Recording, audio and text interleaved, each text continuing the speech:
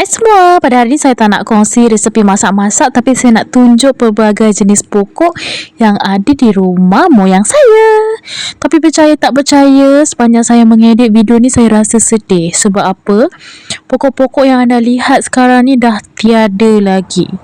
Kerana sayangnya pakcik saya sakit dan tak ada siapa nak tolong siram dan jaga, dan pada akhirnya kesemua pokok-pokok ni mati.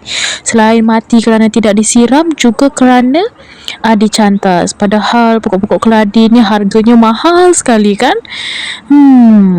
Menurut anda bagaimana? Sebagai pencinta pokok dan orang yang suka menanam pokok, saya rasa sangat sedih sebab banyak pokok-pokok yang sebegitu cantiknya mati begitu saja.